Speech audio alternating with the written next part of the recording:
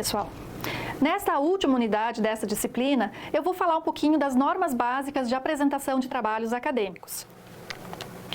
O objetivo é que você possa fazer trabalhos e escrever segundo essas normas. Então, vamos ver o que se trata, né? Como que você vai fazer o seu trabalho. Por exemplo, o TCC, tá? Existe a folha de rosto, existe a capa, né? Eu vou falar um pouquinho da folha de rosto e do corpo do texto, que são etapas que você pode usar durante o curso, principalmente. No final, para fazer o TCC, você já vai estar apto a pesquisar fontes que orientem a produzir uma capa, um sumário e outras coisas que serão necessárias. Muito bem, então é assim que vai ficar, né?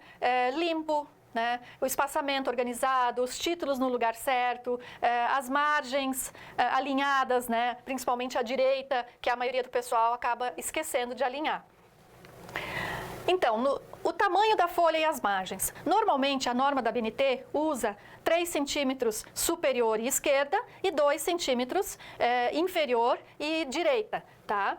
Procure usar sempre folha A4. Então, existe uma forma de organizar, de configurar isso no seu computador, tá? Eventualmente, eu recomendo que você limpe os formatos do seu texto, né? Na barra de ferramentas, há uma borrachinha, né, que faz a limpeza daqueles formatos antigos, se você tirou trechos de um lugar e outro, para deixar o texto impecável dentro daquilo que a instituição precisa que vocês entreguem. Então, para isso, um Ctrl+T do trecho ou do trabalho inteiro e limpar formatos vai resolver. Eventualmente, talvez não seja necessário, mas isso você vai percebendo. Na digitação, recomenda-se sempre usar Arial, né, que é uma fonte mais clara, limpa, ou até as pessoas têm usado muito a Times New Roman, né? E Arial 12, então, né? O tamanho dela, 12. Nas notas de rodapé e nas citações diretas longas, você vai usar Arial 10, tá? Então, notas de rodapé são aqueles comentários que se faz bem embaixo, né?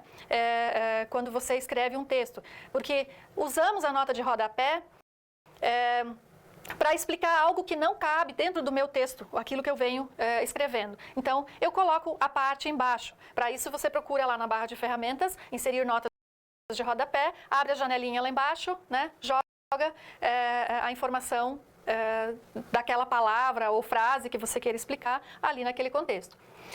Além do tamanho 10, ali se usa o espaço simples também, né? Como na citação direta longa, se usa o espaçamento simples também. Bom, o estilo da fonte. Evite usar muito itálico, usar muito negrito. Quando que eu uso itálico? O itálico apenas para destacar termos estrangeiros, nomes científicos, tá? Nenhum outro momento se usa o itálico. O negrito geralmente é usado para títulos, tá? Então, títulos principais. Eventualmente, se precisar destacar alguma coisa dentro do texto, até é possível. Mas evita-se o excesso de negritos e itálicos para não confundir o leitor. Ok? Inclusive, é considerado o erro, né, esse excesso de informações dentro do texto.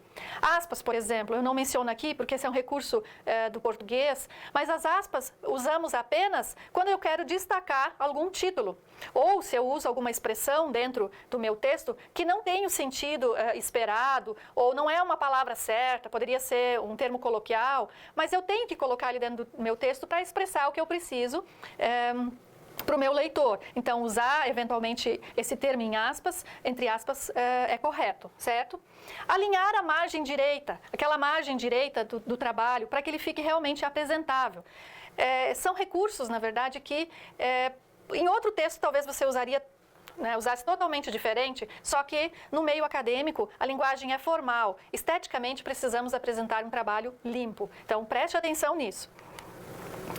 Aqui eu vou apresentar uma folha de rosto. O que entra na folha de rosto, certo? Então, vamos ver aqui a imagem. Em cima, o título, o autor do trabalho. No meio, o título, né? Fica mais ou menos a 9,5 centímetros descendo, né? Usando a régua para configurar. Então, o título do trabalho é 9,5 centímetros, observando a régua. Um pouco abaixo, seria o texto explicativo, tá? Que contém trabalho apresentado, a disciplina de tal disciplina, né? Do primeiro, segundo, terceiro módulo, período, da universidade, né? Faculdade, tá? E o nome do professor. E mais embaixo ainda o local e ano do trabalho, né? Que você está fazendo. Então, o espaçamento normalmente é simples, né? Se alinha à margem direita, com exceção daquilo que tem que ser centralizado. No corpo do texto, que seria o grosso, a maior parte do texto, tá? Você vai observar, normalmente, o espaçamento 1,5. Existem outras regras, né? Dependendo do tipo de texto que se faz, né? Mas no nosso trabalho acadêmico, basta conhecer essas aí. Para fazer o TCC, talvez você pesquise alguma coisa a mais, ou talvez até o seu orientador lhe passe as normas, né? Além dessas que eu estou passando aqui. Isso aqui é para ajudar você nesse momento agora. Por exemplo, se tiver que entregar um relatório de estágio, alguma coisa assim, siga essas normas aqui. Então, entre um parágrafo e outro, o espaço nas referências, tudo isso tem que ser observado, porque nós precisamos deixar o nosso trabalho esteticamente apresentável, ok? A norma da BNT, ela é uma só, mas vocês vão encontrar muitas divergências por aí afora, tá? De uma instituição para outra, às vezes muda algum detalhe. Então, sempre corrija isso tendo em mente uma boa referência, uma boa fonte de consulta, certo? Como é que eu organizo o meu parágrafo, né? Como é que eu alinho a margem, né? Como que eu faço os recuos, a entrada de parágrafo, tudo isso você encontra em formatar parágrafo, no caso aqui a caixa que abre quando a gente busca por parágrafo, né? Para dar o espaçamento entre linhas, tudo isso existe num lugar só, mas você pode identificar isso também na barra de ferramentas. Talvez você tenha bastante experiência com isso, e se não tiver, pode seguir esse material que ele vai lhe ajudar. As referências. É importante que você saiba como organizar referências. Existe a referência de livro, né? A referência de capítulo, aí tem a referência de livro quando o autor do capítulo é outro, né? O autor do livro é um e o autor do capítulo é outro. Então, você tem que observar todos esses detalhes.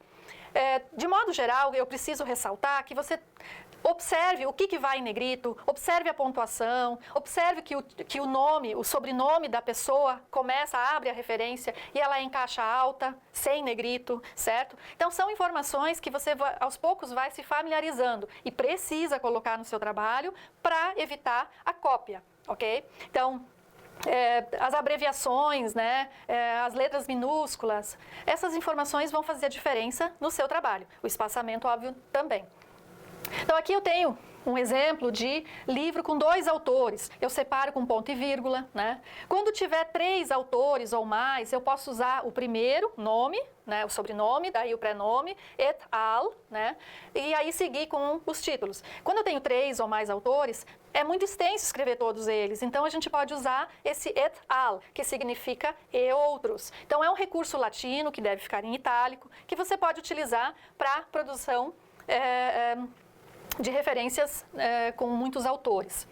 Assim também, observa-se que primeiro, num capítulo de livro, vem o capítulo, depois em 2 pontos, e aí o autor do capítulo, ou se não tiver outro autor, se for o mesmo do livro, apresenta-se apenas um traço, ou então não apresenta nada, vai direto para o título, tá? São formas de você apresentar as referências de livro e de capítulo.